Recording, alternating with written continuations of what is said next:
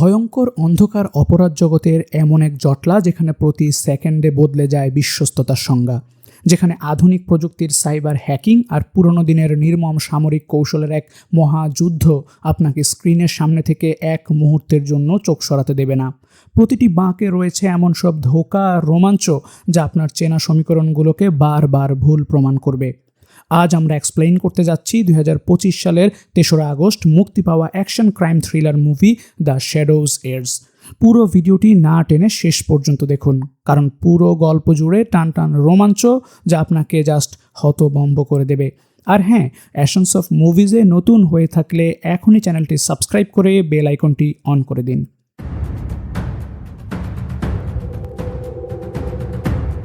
আমাদের আজকের এই অতি রোমাঞ্চকর গল্পের সূচনা হয় হংকং শহরের বুক চিরে।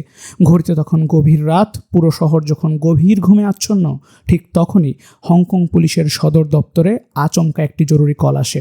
পুলিশ জানতে পারে শহরের একটি স্বনামধন্য ব্যাংকের সুরক্ষিত লকারে অত্যন্ত চতুরতার সাথে এক রহস্যময় চুরি সংঘটিত হয়েছে। খবর পেয়েই পুলিশের একটি চৌকস দল দ্রুত ঘটনাস্থলে পৌঁছায় এবং ব্যাংকের সিসিটিভি ফুটেজ নিখুঁতভাবে বিশ্লেষণ করা শুরু করে। ফুটেজ পরীক্ষা করতেই তদন্তকারী অফিসারদের চোখ চড়ক গাছ হয়ে যায়। তারা দেখতে পায় চোরদের দল পুরো ব্যাংকের অন্য কোনো লকার স্পর্শ করেনি। অত্যন্ত নিখুঁত পরিকল্পনার মাধ্যমে কেবল একটি নির্দিষ্ট লকার ভেঙে কিছু জিনিসপত্র নিয়ে তারা চম্পট দিয়েছে। তবে সবচেয়ে চমকপ্রদ ও রহস্যময় ব্যাপারটি ছিল সেই ভাঙা লকারের ভেতর কোনো সোনাদানা, হীরা জহরত বা থরে থরে সাজানো নগদ টাকা কিছুই ছিল না। চোরেরা সেখান থেকে মাত্র একটি সাধারণ নোটবুক হাতিয়ে নিয়ে উধাও হয়ে গেছে। একটি সাধারণ নোটবুকের জন্য এত বড় ঝুঁকি কেন নেওয়া হলো? এই রহস্যের জট খোলে একটু পরেই, যখন পুলিশ সেই লকারের মালিকের সন্ধান পায়। লকারের মালিকের অবস্থা তখন পুরোপুরি পাগলের মতো। সে হন্যে হয়ে পুলিশকে জানায় যে ওই সাধারণ দেখতে নোটবুকগুলোর মধ্যেই লুকিয়েছিল তার জীবনের সবচেয়ে বড় সম্পদ, একটি বিশাল ক্রিপ্টোকারেন্সি ওয়ালেটের অর্ধেক পাসওয়ার্ড বা সিক্রেট কোড। আর এখন এই অর্ধেক পাসওয়ার্ড চুরি হয়ে যাওয়ার কারণে তার ওয়ালেটে থাকা প্রায় $500 মিলিয়ন মূল্যের ক্রিপ্টোকারেন্সি সম্পূর্ণ বেহাত হয়ে যাওয়ার এক চরম আশঙ্কা তৈরি হয়েছে। তবে ক্রিপ্টো জগতের নিয়ম অনুযায়ী শুধু অর্ধেক পাসওয়ার্ড দিয়ে বিশাল অর্থ সরিয়ে ফেলা চোরদের পক্ষেও এত সহজ ছিল না, কারণ ক্রিপ্টোকারেন্সি চুরি করার সম্পূর্ণ প্রক্রিয়াটি অত্যন্ত জটিল ও সুরক্ষিত। এই ঘটনার পর গল্প আমাদের নিয়ে যায় চোরদের দ্বিতীয় লক্ষ্যের দিকে। এটি ছিল একটি নামকরা ক্রিপ্টোকারেন্সি ম্যানেজমেন্ট কোম্পানি, যারা শহরের একটি বহুতল ভবনের 4র্থ তলায় তাদের কর্পোরেট অফিস পরিচালনা করছিল। মূলত এই কোম্পানির মূল ডেটাবেস ও সার্ভারেই সংরক্ষিত ছিল বিভিন্ন ভিআইপি ক্লায়েন্টদের ক্রিপ্টো ওয়ালেটের বাকি অর্ধেক পাসওয়ার্ড এবং তাদের যাবতীয় ডিজিটাল ক্রিপ্টোকারেন্সির গোপন তথ্য। যে চোরের দল একটু আগে ব্যাংকের লকার থেকে পাসওয়ার্ডের প্রথম অংশটি সফলভাবে চুরি করেছিল, তাদের পরবর্তী নিখুঁত টার্গেট ছিল এই কোম্পানিটি। পরিকল্পনামাফিক চোরের দল কোম্পানির ডাটাবেজে প্রবেশ করে হ্যাকিং শুরু করে। গভীর অনুসন্ধানের এক পর্যায়ে তারা সার্ভারের ভেতরে অত্যন্ত সংবেদনশীল এবং চোখ কপালে তোলার মতো একটি গোপন তথ্য পেয়ে যায়। তারা সেখানে এমন একজন বিলিয়নিয়ারের ক্রিপ্টো ওয়ালেটের সম্পূর্ণ পাসওয়ার্ডের সন্ধান পায়, যে একসময় কুয়ালালামপুরের সবচেয়ে বড় ক্রিপ্টো ম্যানেজমেন্ট কোম্পানির প্রভাবশালী সিইও হিসেবে কর্মরত ছিল। এই সিইওর অতীত ইতিহাস ছিল চরম বিতর্কিত। সে এক রাজকীয় কেলেঙ্কারির জন্ম দিয়ে তার ক্লায়েন্টদের প্রায় $1.2 বিলিয়ন মূল্যের ক্রিপ্টোকারেন্সি রাতারাতি চুরি করে নিজের দেশ থেকে পালিয়ে অজ্ঞাত কোনো স্থানে আত্মগোপন করেছিল। কিন্তু আশ্চর্যের বিষয় হলো, এই বিপুল পরিমাণ অর্থ হাতিয়ে নেওয়ার কিছুদিন পরেই রহস্যজনকভাবে রাস্তার ধারে তার একটি বেওয়ারিশ মৃতদেহ উদ্ধার করা হয়। তবে রহস্যের এখানেই শেষ নয়। তৎকালীন সময়ে আইন প্রয়োগকারী সংস্থা বা সাধারণ মানুষ কেউই তার এই আকস্মিক মৃত্যুর খবরটি বিশ্বাস করতে পারেনি। সবার মনেই তীব্র সন্দেহ ছিল যে হয়তোবা এই বিলিয়নিয়ারের এতগুলো টাকা নিরাপদে ভোগ করার জন্য এবং সবার চোখ ফাঁকি দিয়ে নিজের মৃত্যুর এক নিখুঁত নাটক সাজিয়েছিল। তবে অতীতে যাই ঘটে থাকুক না কেন, বর্তমানে চোরের দল সেই অ্যাকাউন্টের মূল চাবিকাঠি পেয়ে গেছে। তাই তারা চাইলেই এখন খুব সহজেই বিশাল অঙ্কের অর্থ নিজেদের নিয়ন্ত্রণে নিয়ে যেতে পারত। ঠিক এই রোমাঞ্চকর মুহূর্তে আমাদের স্ক্রিনে দেখা মেলে স্যাম নামের এক যুবকের, যে ওই বহুতল ভবনের নিচতলায় একটি গোপন কোণে বসে ল্যাপটপ নিয়ে কাজ করছিল। স্যাম মূলত এই চোর চক্রের সবচেয়ে মূল কারিগর বা টেকনিক্যাল মাস্টার মাইন্ড, যে ব্যাকগ্রাউন্ডে থেকে তাদের সমস্ত ডিজিটাল ও প্রযুক্তিগত বিষয়গুলো অত্যন্ত নিখুঁতভাবে হ্যান্ডেল করছিল। স্যাম ল্যাপটপের স্ক্রিনে ডেটা স্থানান্তরের গতি দেখে ওয়্যারলেস কমিউনিকেশনের মাধ্যমে উপরে থাকা তার চোরের দলের সদস্যদের সতর্ক করে দেয়, পুরো পাসওয়ার্ডটি সম্পূর্ণভাবে কপি করতে হলে আমাদের এই ফ্লোরে আরও অন্তত 1 মিনিট বাড়তি অপেক্ষা করতে হবে। কিন্তু সমস্যা ছিল অন্য জায়গায়। স্যামের হ্যাকিং সিস্টেম ট্র্যাক করে পুলিশ ইতিমধ্যেই ভবনের দিকে রওনা হয়ে গিয়েছিল এবং মাত্র 5 মিনিটের মধ্যেই তারা এই বিল্ডিংয়ে হানা দেবে। চোরদের প্রাথমিক পরিকল্পনা ছিল মাত্র 3 মিনিটের মধ্যে অপারেশন শেষ করে উধাও হয়ে যাওয়া। এই 3 মিনিটের মধ্যেই তারা ভবনের ভেতরে একটি কৃত্রিম হট্টগোল তৈরি করে যে কোনো উপায়ে ক্রিপ্টো পাসওয়ার্ড নিয়ে পালিয়ে যাওয়ার ছক কষেছিল। কিন্তু এখন যদি তাদের আরও 1 মিনিট বাড়তি সময় সেখানে থাকতে হয়, তবে পুলিশের হাতে ধরা পড়া প্রায় নিশ্চিত। কিন্তু লোভের পাল্লা ছিল ভারী। এত বিশাল অর্থের লোভ সামলাতে না পেরে তারা চরম ঝুঁকি নিয়ে আরও 1 মিনিট থাকার চূড়ান্ত সিদ্ধান্ত নিয়ে ফেলে। অবশেষে ডেটা কপি হওয়ার কাজ শেষ হতেই স্যাম তাদেরকে চিৎকার করে দ্রুত পালিয়ে যাওয়ার নির্দেশ দেয়। কিন্তু ততক্ষণে অনেক দেরি হয়ে গেছে। পুলিশের সাইরেন ভবনের নিচে বেজে ওঠে এবং পুলিশ অফিসাররা চোরদের ফ্লোরের দিকে অগ্রসর হতে শুরু করে। চোরেরা কোনো উপায় না দেখে তাড়াহুড়ো করে লিফটের দিকে ছুটে যায় এবং নিচে নামার চেষ্টা করে। লিফটের দরজা খুলতেই নিচতলায় তারা সরাসরি একদল পুলিশের মুখোমুখি হয়ে যায়। কিন্তু এক অদ্ভুত কাণ্ড ঘটে। পুলিশ অফিসাররা তাদের পাশ দিয়ে চলে গেলেও তাদের চিনতে পারে না বা আটকায় না। এর আসল কারণ ছিল স্যামের অনবদ্য হ্যাকিং স্কিল। সে ইতিমধ্যেই পুরো বিল্ডিংয়ের সিসিটিভি ক্যামেরাগুলো হ্যাক করে লাইভ রিয়েল ফুটেজকে পুরনো একটি ফেক ফুটেজ দিয়ে রিপ্লেস করে দিয়েছিল, যার ফলে কন্ট্রোল রুমে বসা পুলিশরা মনিটরে চোরদের আসল পোশাক বা চেহারা কিছুই দেখতে পায়নি।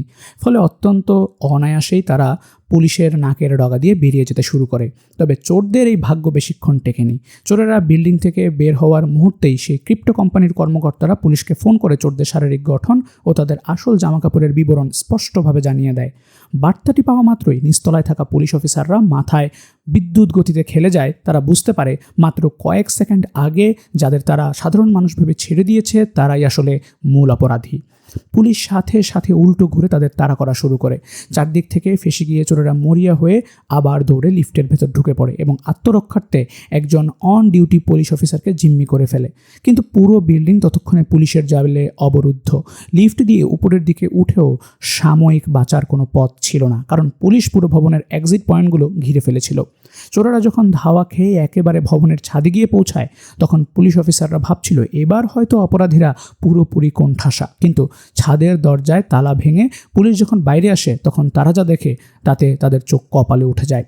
পুলিশের মনে হচ্ছিল আচমকা চোরদের পিঠে বুঝি ডানা গজিয়েছে। তারা কোনো দ্বিধা না করে ছাদের কার্নিশ থেকে সরাসরি নিচে অন্ধকার শূন্যে লাফিয়ে পড়ে। আসলে এই মুহূর্তে চোরেরা আগে থেকেই ছাদের ব্যাকআপ প্ল্যান হিসেবে প্যারাসুট প্রস্তুত করে রেখেছিল। তারা ছাদ থেকে লাফ দিয়ে শূন্যে প্যারাসুট মেলে দেয় এবং বাতাসের গতিতে কাজে লাগিয়ে অত্যন্ত নিখুঁতভাবে উড়ে গিয়ে দূরবর্তী একটি ক্যাসিনোর ছাদের উপর নিরাপদে অবতরণ করে। পুলিশ ছাদের কিনারায় দাঁড়িয়ে এই দৃশ্য দেখে পুরোপুরি হতবাক ও স্তব্ধ হয়ে যায়। ক্যাসিনোর ছাদে নেমে চোরেরা তাদের পূর্ব পরিকল্পনা অনুযায়ী পলকের মধ্যেই গায়ের পোশাক পরিবর্তন করে ফেলে এবং সাধারণ ক্যাসিনো দর্শকদের ভিড়ে মিশে গিয়ে পুলিশের চোখ ফাঁকি দিয়ে সম্পূর্ণ উধাও হয়ে যায়। এত বড় একটি হাইটেক চুরির পর এবং পুলিশের এই চরম ব্যর্থতায় সেই ক্রিপ্টো বিলিয়নার পাগলের মতো হয়ে যায়। তার সারা জীবনের সমস্ত পুঁজি ও ক্রিপ্টো সাম্রাজ্য এক রাতে শেষ হয়ে যাওয়ায় সে পুলিশ কমিশনারের উপর চরম ক্ষোভ উগরে দেয় এবং আজে বাজে কথা বলতে শুরু করে। পরিস্থিতি বেগতিক দেখে হংকং পুলিশের প্রধান সমস্ত উচ্চপদস্থ কর্মকর্তাদের নিয়ে একটি জরুরি ও গোপন মিটিং ডাকেন। মিটিংয়ে প্রধান কর্মকর্তা অত্যন্ত গম্ভীর কণ্ঠে স্বীকার করেন, আমাদের বর্তমান পরিস্থিতি এতটাই জটিল যে এই আধুনিক ও অতিদক্ষ হ্যাকার দলের সাথে আমরা প্রচলিত প্রযুক্তির সাহায্যে কোনোভাবেই পেরে উঠব না। তাদের ডিজিটাল দক্ষতা, কোডিং কৌশল এবং পালানোর সুদূর প্রসারী পরিকল্পনা আমাদের সাধারণ তদন্ত পদ্ধতির চেয়ে বহু গুণে গিয়ে। আমরা সিসিটিভি ফুটেজ দেখে যেভাবে অপরাধীদের ট্র্যাক করার চেষ্টা করছি, ঠিক সেখানেই তারা আমাদের ফাঁদে ফেলছে। হয় তারা লাইভ ফুটেজ পরিবর্তন করে দিচ্ছে, নয়তো ক্যামেরা ধ্বংস করছে, অথবা ডিজিটাল ডাটা এমনভাবে ম্যানিপুলেট করছে যে আমরা আসলে অপরাধীদের ছেড়ে ভুল রাস্তায় তারা করছি। তাই এই প্রযুক্তির উপর ভরসা করে আমাদের আর তাদের ধরা সম্ভব নয়। তিনি আরও বলেন, আমাদের এখন একদম গোড়ার কৌশলে ফিরে যেতে হবে। যখন এই শহরে সিসিটিভি ক্যামেরা বা আধুনিক ট্র্যাকিং প্রযুক্তি ছিল না, তখনও কি পুলিশ অপরাধী ধরেনি? অবশ্যই ধরেছে। আমাদের সেই পুরনো, সনাতন ও কার্যকরী হিউম্যান ইন্টেলিজেন্সের সাহায্য নিতে হবে। আর এই উদ্দেশ্যেই পুলিশ বিভাগ তাদের ইতিহাসের এক পুরনো কিংবদন্তি অবসরপ্রাপ্ত প্রবীণ গোয়েন্দা অফিসার চংকে আবারও স্পেশাল ডিউটিতে ফিরে আনার সিদ্ধান্ত নেয়। কিংবদন্তি অফিসার চং বর্তমানে চাকরি থেকে অবসর নিয়ে অত্যন্ত সাধারণ ও সাদামাটা একজন বৃদ্ধের মতো জীবনযাপন করছিলেন। পুলিশ ফোর্সের এক তরুণী অফিসার যার নাম শিয়াও, সে কোনোভাবে এটা মেনে নিতে পারছিল না যে এমন একজন জরাজীর্ণ বয়স্ক লোক কীভাবে হংকং পুলিশের ত্রাতা বা কিংবদন্তি হতে পারে। চংয়ের যোগ্যতা পরীক্ষা করার জন্য শিয়াও পুরো একটা দিন আড়ালে থেকে চংকে ছায়ার মতো অনুসরণ করার সিদ্ধান্ত নেয়। কিন্তু শিয়াও জানতো না যে সে কার উপর গোয়েন্দাগিরি করছে। সে যখন চংয়ের উপর কড়া নজর রাখছিল, তখন চং আচমকা উল্টো ঘুরে সরাসরি এসে শিয়াওয়ের সামনের টেবিলে বসে পড়ে। শিয়াও জাস্ট চমকে ওঠে। চং অত্যন্ত শান্তভাবে শিয়াওকে বুঝিয়ে দেয় যে তার গোয়েন্দাগিরি বা শ্যাডোয়িংয়ের মধ্যে কী কী মারাত্মক ভুল ছিল এবং কিভাবে সে নিজেকে একজন দক্ষ গোয়েন্দা হিসেবে গড়ে তুলতে পারে। চংয়ের এই তীক্ষ্ণ পর্যবেক্ষণ ক্ষমতা দেখে শিয়াওয়ের ভেতরেও সমস্ত অহংকার মুহূর্তের মধ্যেই চূর্ণ হয়ে যায়। এরপর চং তাকে সাথে নিয়ে সরাসরি পুলিশ স্টেশনে আসে এবং আনুষ্ঠানিকভাবে এই স্পেশাল ক্রাইম ইনভেস্টিগেশন দলের নেতৃত্ব নিজের কাঁধে তুলে নেয়। কমান্ড হাতে নেওয়ার পর চং আধুনিক কম্পিউটারের দিকে না তাকিয়ে বডি ক্যামেরা ও বিভিন্ন অ্যাঙ্গেল থেকে পাওয়া ঝাপসা বা ব্লার ছবিগুলো খুব সূক্ষ্মভাবে পরীক্ষা করতে শুরু করে। তিনি এই ডিজিটাল ধাঁধার ভেতরের আসল মনস্তাত্ত্বিক দুর্বলতাগুলো খুব দ্রুত চিহ্নিত করে ফেলেন। চং অপরাধী দলের প্রত্যেক সদস্যের শারীরিক ভাষা দেখে তাদের এক একটি ছদ্মনাম বা ডাকনাম দেন। তদন্ত শেষে তিনি তার দলের সামনে এক বিস্ফোরক দাবি করেন। তিনি বলেন, এই দলের সমস্ত হ্যাকার ও চোরেরা বয়সে অত্যন্ত তরুণ, কেবল একজন প্রবীণ ব্যক্তিকে বাদ দিয়ে। আর আমি নিশ্চিত এই বৃদ্ধই হচ্ছে পুরো দলটির আসল মেরুদণ্ড বা মাস্টার মাইন্ড। সেই এদের মানসিকভাবে চাঙ্গা রাখে এবং সমস্ত অপারেশনের গ্রাউন্ড প্ল্যান তৈরি করে। এই লোকটা হংকংয়ের গলি ও রাস্তাঘাট নিজের হাতের তালুর মতো চেনে। সে খুব ভালো করেই জানে কোন মোড়ে কোন ক্যামেরাটি আছে এবং সেগুলোকে ফাঁকি দেওয়ার জন্য সে একজন জাদুকর। যদিও বডি ক্যামেরায় তার মুখটি পুরোপুরি ব্লার বা অস্পষ্ট এসেছিল, চং তার পুরনো অভিজ্ঞতা এবং বিভিন্ন কোণ থেকে আসা ছবির অবয়ব মিলিয়ে একটি ভয়ঙ্কর সত্য উন্মোচন করে। তিনি চিনতে পারেন এই বৃদ্ধ আর কেউ নয়, 1990 সালের অপরাধ জগতের ত্রাস কুখ্যাত অটম কিলার, যার আসল নাম ওয়াং। অতীতে সে সেনাবাহিনীতে কর্মরত ছিল এবং তৎকালীন সময়ে ঘটা বহু অবৈধ ও রাজনৈতিক হত্যাকাণ্ডের পেছনে তার হাত ছিল। সে ছদ্মবেশ ধারণ করতে এবং নিখুঁতভাবে ছুরি দিয়ে চোখের পলকে মানুষকে হত্যা করতে অত্যন্ত পারদর্শী। 1990-এর দশকের পর সে হংকংয়ে স্থায়ীভাবে বসবাস শুরু করে এবং প্রায় 1 ডজনেরও বেশি নিখুঁত ব্যাংক ডাকাতির পেছনে মূল পরিকল্পনাকারী সে ছিল। তবে 1999 সালের দিকে সে হঠাৎ করেই আন্ডারগ্রাউন্ডে চলে যায় এবং সবাই ভেবেছিল সে মারা গেছে। কিন্তু সে যেই বৃদ্ধ বয়সে আবারও তার পুরনো ফর্মে ফিরে এসে পুরো পুলিশ বিভাগকে বোকা বানাবে তা কেউ কল্পনাও করতে পারেনি। এদিকে শহরের অন্য প্রান্তে চোরদের গোপন আস্তানায় এক চরম অশান্তি দানা বেঁধে উঠেছিল। প্রবীণ মাস্টারমাইন্ড ওয়াং তার দলের তরুণ টেকনিক্যাল হেড স্যামের উপর তীব্র ক্ষোভে ফেটে পড়ে, কারণ স্যামের সামান্য একটু সময়ের ভুলের কারণে বডি ক্যামেরায় ওয়াংয়ের একটি আবছা ছবি চলে এসেছিল, যার সূত্র ধরে পুলিশ তাদের ঘাড়ের কাছে নিঃশ্বাস ফেলছিল। স্যাম অবশ্য অহংকারের সুরে জবাব দেয় যে সে কোনো ভুল করেনি এবং প্রযুক্তিগতভাবে সে সেরা। কিন্তু ওয়াং স্যামের কলার চেপে ধরে বলে, তোমার এই অতিরিক্ত 1 মিনিটের লোভের কারণে আজ আমার 30 বছরের চেনা পরিচয় পুলিশের সামনে চলে এসেছে। এমন ভুল যেন ভবিষ্যতে আর কখনো না দেখি। স্যামের মনে হচ্ছিল ওয়াং হয়তো এখন বুড়ো দুর্বল হয়ে গেছে, তাই সে তাদের উপর অহেতুক মাতব্বরি করার চেষ্টা করছে। স্যাম যখন ওয়াংয়ের মুখের উপর তেঁদরামি করে পাল্টা জবাব দিতে যায়, তখন ওয়াং নিজের রাগ নিয়ন্ত্রণ করতে না পেরে পকেট থেকে তার সেই চেনা ধারালো ছুরি বের করে স্যামকে নির্মমভাবে পেটাতে শুরু করে। দলের বাকি সদস্যরা ভয় পেয়ে ওয়াংকে আটকানোর চেষ্টা করলেও ওয়াং কারো কোনো কথাই শোনে না। সে স্যামকে আচ্ছা রকম ধোলাই করে মেঝেতে ফেলে দেয়। তবে এই ঘটনার পর ওয়াং একটি বিষয় খুব গভীরভাবে উপলব্ধি করতে পারে, তার এই পাতানো সন্তানেরা এখন বয়সে বড় হয়ে গেছে, তাদের নিজস্ব মতামত তৈরি হয়েছে এবং তারা আর আগের মতো তাকে সম্মান বা ভয় পায় না। সে চাইলেও জোর করে তাদের আর নিয়ন্ত্রণ করতে পারবে না। নিজের ভেতরের এই একাকিত্ব ও হতাশা চেপে ধরে সে অবশেষে নিজেকে শান্ত করে। গল্পের এই পর্যায়ে আমাদের ফোকাস চলে আসে তরুণী পুলিশ অফিসার শিয়াওয়ের উপর। শিয়াও সবসময় নিজেকে প্রমাণ করার জন্য অপরাধ দমনের প্রথম সারিতে বা ফ্রন্ট লাইনে কাজ করতে চাইতো, কিন্তু সে বয়সে তরুণ এবং শারীরিক শক্তিতে পুরুষ অফিসারদের চেয়ে কিছুটা পিছিয়ে থাকায় বিভাগের অন্য পুরুষ পুলিশরা তাকে প্রায়ই অবহেলা করত এবং তাকে নিয়ে আড়ালে ব্যঙ্গ বিদ্রুপ করত। তবে শিয়াওয়ের পুলিশ আসার পেছনে ছিল এক করুণ ইতিহাস।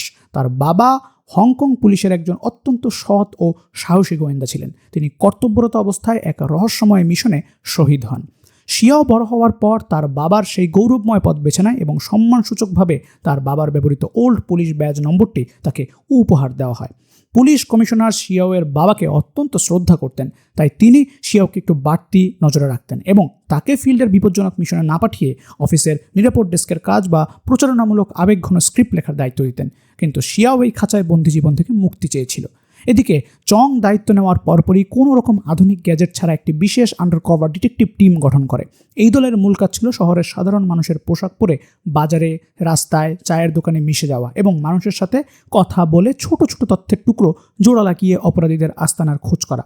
চং এই দলে এমন সব অফিসারদের বেছে নেয় যাদের পুলিশি কেরিয়ারের অভিজ্ঞতা কম এবং যাদের চেহারা অপরাধী মহলে একেবারেই অপরিচিত। জিয়াওকে চং এই দলে অন্তর্ভুক্ত করলেও তাকে কোনো গুরুত্বপূর্ণ দায়িত্ব না দিয়ে নিজের গাড়ির পেছনে বসিয়ে রাখেন এবং তার কাজ লিস্টিং করেন।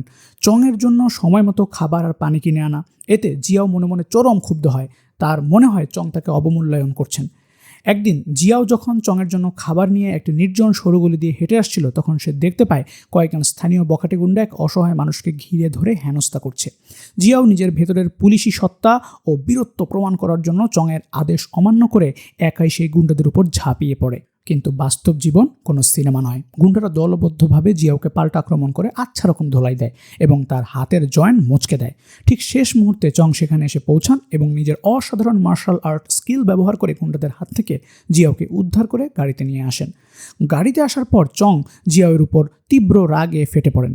জিয়াও যখন কান্না ভিজা চোখে তার বাবার ব্যাজের দোহাই দেয়, তখন চং এক দীর্ঘশ্বাস ফেলে জিয়াওয়ের সামনে তার বাবার মৃত্যুর আসল ও নির্মম সত্যটি প্রকাশ করে।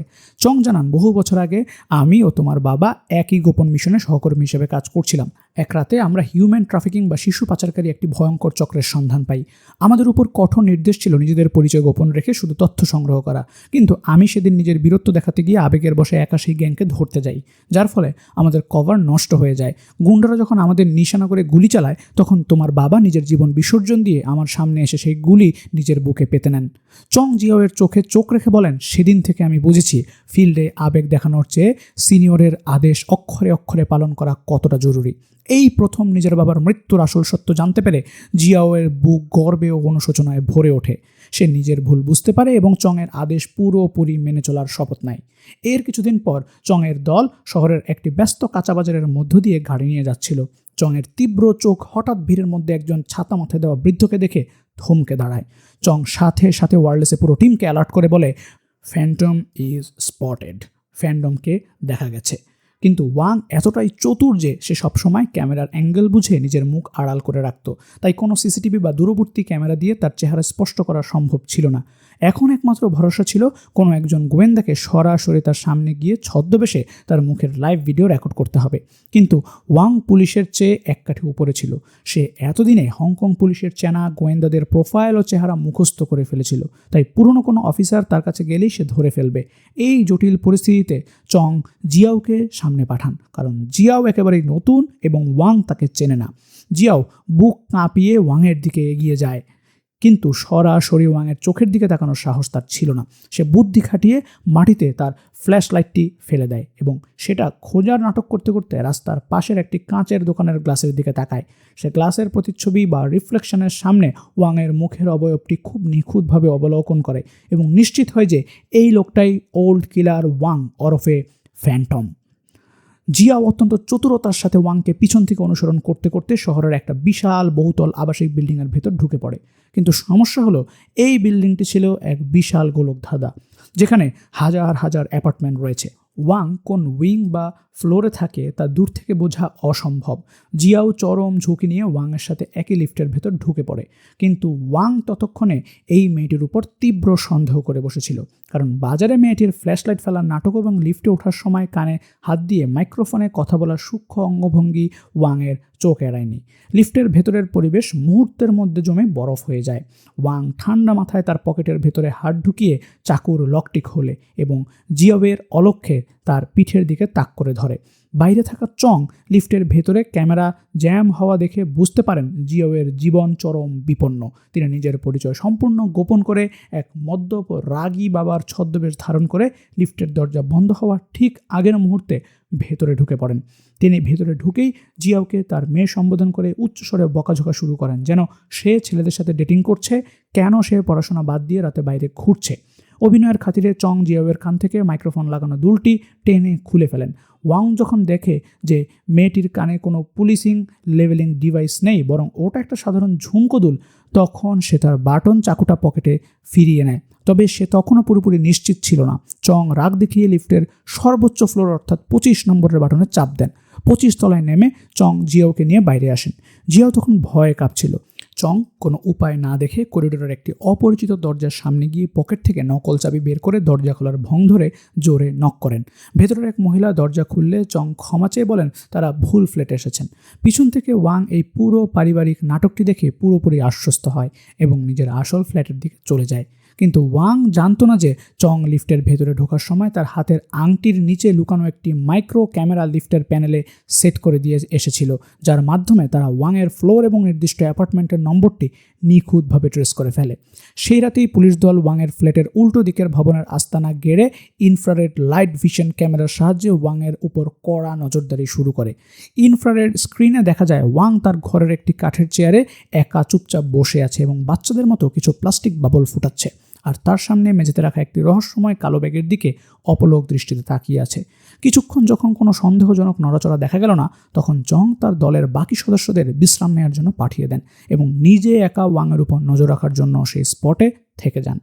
পরদিন সকালে চং তার ছদ্মবেশে আরও এক ধাপ এগিয়ে নিয়ে বাজারের একটি চায়ের দোকানে ওয়াংয়ের সাথে সাধারণ বুড়ো মানুষের মতো আলাপ জমিয়ে বন্ধুত্ব করার চেষ্টা করেন।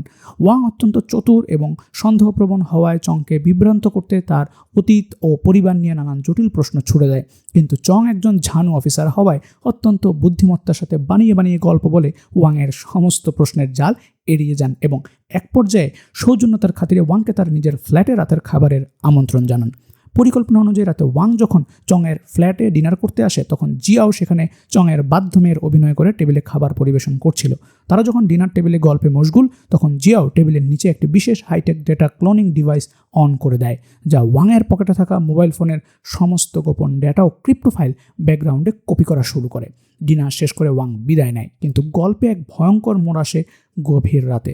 জিয়াও যখন ডিউটি শেষ করে সেই ডেটা ডিভাইসটি নিয়ে মেইন পুলিশ স্টেশনের দিকে রওনা হয়ে যায় এবং ফ্ল্যাটে চং সম্পূর্ণ একা ছিল, আচমকা চংয়ের ফ্ল্যাটের দরজায় নক হয়। চং দরজা খোলার সাথে সাথেই এক মুখোশধারী সশস্ত্র আততায়ী চংকে লক্ষ্য করে সাইলেন্সার লাগানো বন্দুক থেকে গুলি ছোড়ে। আসলে চোরদের দলের স্যাম ইতিমধ্যেই পুলিশের সিকিউরিটি নেটওয়ার্ক হ্যাক করে চংয়ের ফ্ল্যাটের আশেপাশে সিসিটিভি ক্যামেরা পুরো কন্ট্রোল করে নিজের হাতে নিয়ে নিয়েছিল এবং সেই এই কিলারকে গাইড করছিল। তবে চং যেহেতু পুরো মিলিটারি ব্যাকগ্রাউন্ডের এবং ক্যারাটেতে ব্ল্যাক বেল্ট ছিলেন, তাই তিনি চতুরতার সাথে প্রথম গুলিটি এড়িয়ে যান এবং ঘরের ভেতরেই সেই মুখোশধারী খুনির সাথে এক রক্তক্ষয়ী হাতাহাতি লড়াইয়ে লিপ্ত হন। এদিকে পুলিশ স্টেশনে পৌঁছানোর পর জিয়াও এবং টেকনিক্যাল টিম যখন ক্লোন করা ডাটা বিশ্লেষণ করছিল, তখন আচমকা মনিটরে চংয়ের ফ্ল্যাটের সিসিটিভি ক্যামেরাগুলো ফ্রিজ হতে দেখে জিয়াওয়ের মনে তীব্র খটকা লাগে। সে বুঝতে পারে কোনো গ্যাংস্টার চংয়ের ফ্ল্যাটে হানা দিয়েছে। জিয়াও আর এক মুহূর্ত সময় নষ্ট না করে পুরো ব্যাকআপ ফোর্স নিয়ে চংয়ের ফ্ল্যাটের দিকে পাগলের মতো গাড়ি ছুটিয়ে দেয়। ল্যাপটপের স্ক্রিনে পুলিশের গাড়ির এই মুভমেন্ট দেখে স্যাম বুঝতে পারে তাদের অপারেশন ফেল হয়েছে। সে ওয়্যারলেসে সেই মুখোশধারী খুনিকে বলে, পুলিশ চলে এসেছে, রান। খুনি চংকে মারার শেষ সুযোগটি হারিয়ে মরিয়া হয়ে বারান্দা থেকে নিচে পার্ক করে রাখা একটি ট্রাকের উপর লাফিয়ে পড়ে অন্ধকার রাতে পালিয়ে যায়। এই ঘটনার পর পুলিশ বুঝতে পারে যে ওয়াং আসলে তাদের ভাবনার চেয়েও কোটি গুণ বেশি বিপজ্জনক। সে ইতিমধ্যেই জেনে গেছে যে চং এবং জিয়াও সাধারণ মানুষ নয় এবং পুলিশ অফিসার। সে পুলিশকে ভয় পেয়ে পালিয়ে যাওয়ার পাত্র নয়, উল্টো সে পুলিশকে ভয় দেখানোর জন্য নিজের আস্তানা থেকেই স্যামের মাধ্যমে চংয়ের উপর এই খুনের হামলা চালিয়েছে। এর কয়েকদিন পর গল্পের রোমাঞ্চ চরমে পৌঁছায়। চং এবং জিয়াও যখন একটি গোপন মিশন শেষ করে তাদের সরকারি গাড়ি নিয়ে হংকংয়ের একটি ওভারপাসের নিচে আসছিল, তখন আচমকা একটি বিশালাকার 10 চাকার হেভি ট্রাক তাদের গাড়িকে লক্ষ্য করে ধেয়ে আসে এবং প্রচণ্ড গতিতে ধাক্কা দিয়ে তাদের গাড়িকে দুমড়ে মুচড়ে একটি পরিত্যক্ত শপিং কমপ্লেক্সের দেয়ালে ভেঙে ভেতরে ঢুকিয়ে দেয়।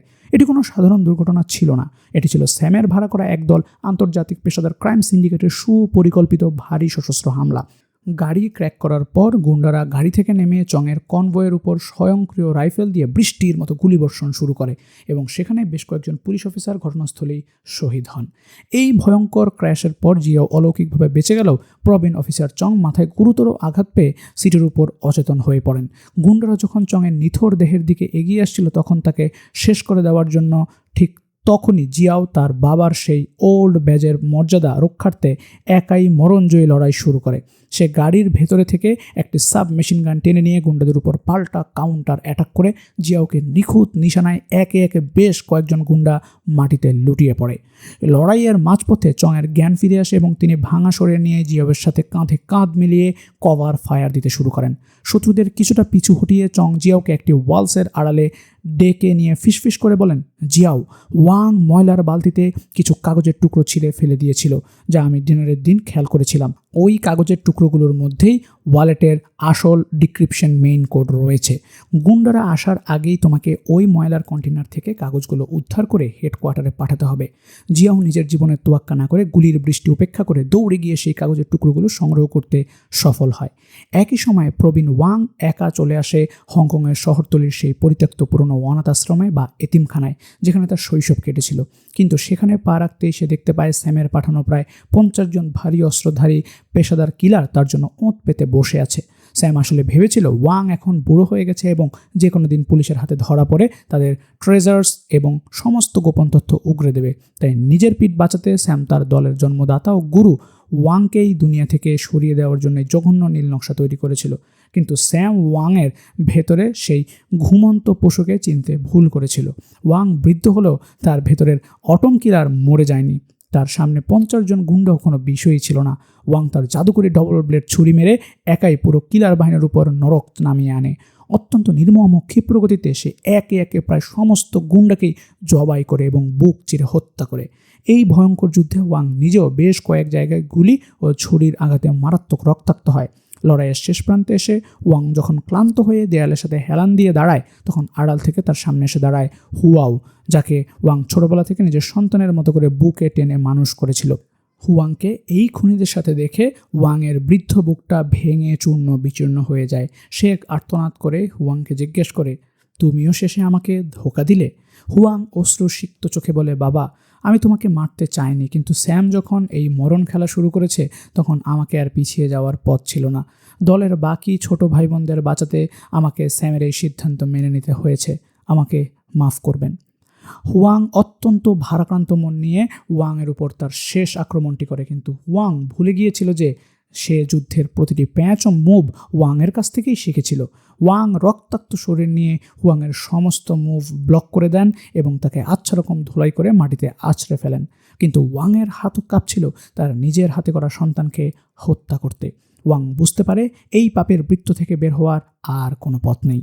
সে হুয়াংকে বুকের সাথে শক্ত করে চেপে ধরে এতিমখানার 3 তলার কাঁচের জানালা ভেঙে সরাসরি নিচে লাফিয়ে পড়ে, যেন দুজনেই একসাথে এই পৃথিবীর বুক থেকে বিদায় নিতে পারে। নিচে পড়ার পরও অলৌকিকভাবে দুজনেই বেঁচে থাকে, তবে তাদের শরীর তখন পুরোপুরি অচল এবং ওয়াং শেষবারের মতো তার ছুরিটি বের করে হুয়াংয়ের পেটের ভেতর ঢুকিয়ে দেন এবং অশ্রু ভেজা চোখে তাকে জড়িয়ে ধরে বলেন, আমি চাই পরের জন্মে তুমি যেন আমার কোনো পাতানো চোর সন্তান না হয়ে আমার নিজের আসল ছেলে হয়ে আমার ঘরে জন্ম নাও। বাবার মুখে এই শেষ নিঃস্বার্থ ভালোবাসার কথা শুনে হুয়াং বুঝতে পারে তারা কত বড় ভুল করেছে, কিন্তু ততক্ষণে হুয়াংয়ের চোখ চিরতরে বন্ধ হয়ে যায়। ল্যাপটপের স্ক্রিনে হুয়াংয়ের এই করুণ মৃত্যু দেখে স্যামের মাথা পুরোপুরি খারাপ হয়ে যায়। সে রাগে ও উন্মাদনায় এতিমখানার আগ থেকে সেট করা রাখা RDX বোমার রিমোট বাটনে চাপ দিয়ে দেয়। এক মুহূর্তের মধ্যে পুরো এতিমখানা ভবনটি এক বিশাল ভয়াবহ বিস্ফোরণে ধূলিসাৎ হয়ে যায়। ওয়াং চরম মুহূর্তে হুয়াংয়ের মৃতদেহটি নিজের উপর টেনে নিয়ে বডি শিল্ড হিসেবে ব্যবহার করে কোনো রকমে নিজেকে বাঁচিয়ে নেয়। ঠিক তখনই পুলিশই পুরো এলাকা ঘেরাও করে অর্ধদগ্ধ রক্তাক্ত ওয়াংকে গ্রেপ্তার করে। ওয়াং স্ট্রেচারে শুয়ে চংয়ের দিকে তাকিয়ে মৃদু হেসে বলে, আমি আত্মসমর্পণ করছি চং, এবং আমি স্যাম ও তার পুরো গ্যাংকে ধরার জন্য তোমাদের সব রকম সাহায্য করতে প্রস্তুত। এদিকে পুলিশ হেডকোয়ার্টারে জিয়াওয়ের আনা কাগজের টুকরো ডিকোড করে এক চাঞ্চল্যকর তথ্য বেরিয়ে আসে। চোরদের মূল লক্ষ্য আসলে কোনো সাধারণ ক্রিপ্টো ওয়ালেট ছিল না। হংকং সেন্ট্রাল পুলিশ স্টেশনের মাটির নিচের লকারে সরকারের জব্দ করা প্রায় $2 বিলিয়ন একটি ব্ল্যাক ক্রিপ্টো ফান্ড রাখা ছিল।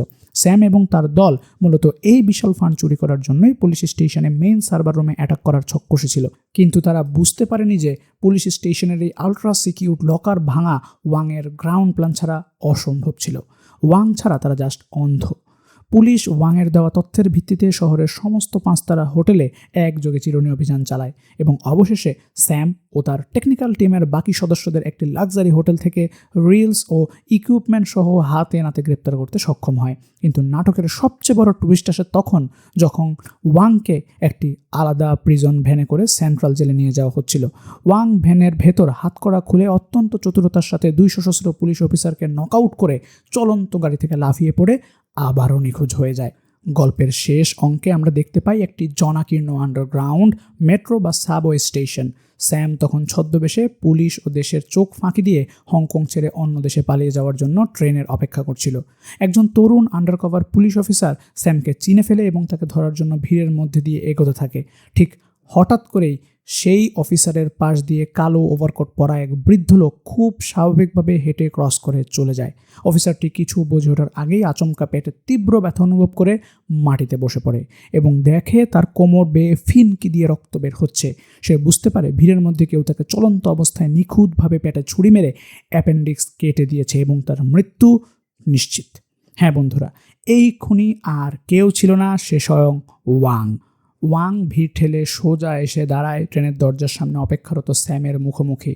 স্যাম তার গুরুর এই ভয়ঙ্কর রক্তাক্ত চেহারা দেখে ভয়ে হিম হয়ে যায়।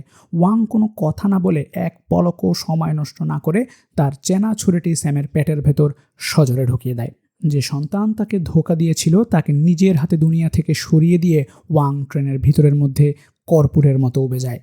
স্যামকে খুন করার পর ওয়াং সফলভাবে পালিয়ে গেলেও সে এক নতুন সংকটে পড়ে। সে পুরনো দিনের কিলার হওয়ায় আধুনিক ডিজিটাল ক্রিপ্টোকারেন্সি কীভাবে ডার্ক ওয়েব থেকে ভাঙাতে হয় বা ওয়ালেট ট্রান্সফার করতে হয় তা সে জানতো না। তাই সে এক চরম ক্লাসিক ও পুরনো পন্থা অবলম্বন করে। সে হংকংয়ের এক কুখ্যাত আন্ডারগ্রাউন্ড বিলিয়নার ব্যবসায়ীর সাথে গোপন সংযোগ করে এবং চুক্তি করে যে সে তাকে লকার থেকে চুরি করা মেইন ক্রিপ্টো ওয়ালেটের সমস্ত $1.2 বিলিয়ন ডেটা দিয়ে দেবে, যার বিনিময়ে ব্যবসায়ী তাকে মাত্র $10 মিলিয়ন ক্যাশ লাইভ মানি বা নগদ টাকা এনে দেবে।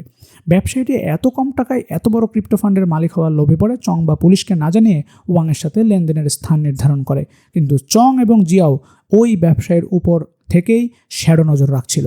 ব্যবসায়ীর আচমকা ব্যাংক থেকে বিপুল ক্যাশ তোলার ট্রেইল দেখে তারা লেনদেনের রেস্টুরেন্টটি হানা দেওয়ার জন্য স্পট করে ফেলেন। লেনদেনের দিন ওয়াং যখন রেস্টুরেন্টের একটি টেবিলে বসে কফি খাচ্ছিল তখন জিয়াও সাধারণ এক কাস্টমার সেজে সোজা এসে ওয়াংয়ের সামনের চেয়ারে বসে এবং এমন নাটক করে যেন সে ওই ব্যবসায়ীর প্রতিনিধি এবং ওয়াংকে সে আগে থেকে চেনে না।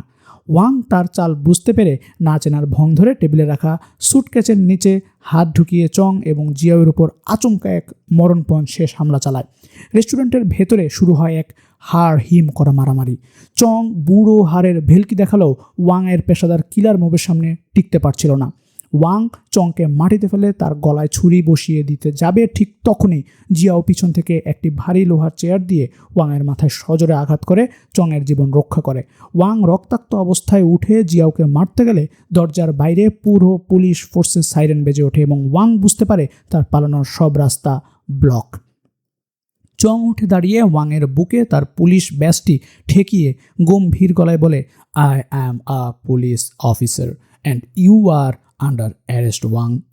ওয়াং মুচকি হেসে হাত দুটি বাড়িয়ে দেয় এবং পুলিশ তাকে গ্রেফতার করে হংকংয়ের সবচেয়ে সুরক্ষিত সেন্ট্রাল জেলে পাঠিয়ে দেয়। কিন্তু বন্ধুরা, গল্পের আসল এবং সবচেয়ে চমকপ্রদ মহাকাব্যিক টুইস্টটি খেলে মুভির একেবারে শেষ সেকেন্ডে। পুলিশ তদন্ত করে জানতে পারে ওয়াং অতীতে অনাথ আশ্রম থেকে কেবল স্যাম আর হুয়াংকেই দত্তক নিয়ে মানুষ করেনি, তাদের সাথে আরও একজন তৃতীয় সন্তান ছিল, যে তাদের ছোট ভাই। এই তৃতীয় ভাইটি ছিল সবার আড়ালে এবং সে ডিজিটাল ডার্ক ওয়েবের এক পরম ডন, যে এখনও পুলিশের নাগালের বাইরে সম্পূর্ণ জীবিত ও মুক্ত অবস্থায় ঘুরে বেড়াচ্ছে। সে তার দুই ভাই হুয়াং ও স্যামের মৃত্যুর খবর ডার্ক ওয়েবে পাওয়ার পর ওয়াংকে জেলের ভেতর বা বাইরে যেখানেই পাওয়া যাক না কেন তাকে জীবন্ত কেটে হত্যার জন্য $কয়েক মিলিয়ন এক বিশাল বাউন্টি বা পুরস্কারের ঘোষণা দেয়। আর ওয়াং অপরাধ জগতের চতুর শিয়াল হওয়া এই সত্যটি আগে থেকেই খুব ভালো করে জানতো যে ডার্ক ওয়েবের ওই সবচেয়ে বড় এবং ভয়ঙ্কর শিকারী ভাইটি তাকে শিকার করার জন্য বাইরে হন্যা হয়ে খুঁজছে।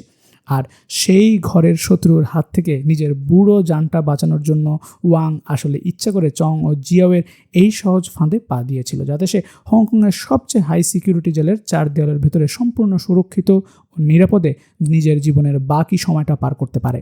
জেলের সেলের ভেতরে বসে ওয়াং যখন ক্যামেরার দিকে তাকিয়ে এক রহস্যময় ও ধূর্ত হাসি দেয়, ঠিক তখনই এই চরম রোমাঞ্চকর ও থ্রিলিং মোড়ে এই অসাধারণ মুভিটির সমাপ্তি ঘটে। মুভিটি কেমন লাগলো কমেন্ট করে জানান। ভালো লাগলে অবশ্যই একটি লাইক দিন এবং বন্ধুদের সাথে শেয়ার করুন। দেখা হবে পরবর্তী কোনো টান এক্সপ্লেনেশনে। ততক্ষণ পর্যন্ত ভালো থাকুন, সুস্থ থাকুন। আল্লাহ হাফেজ।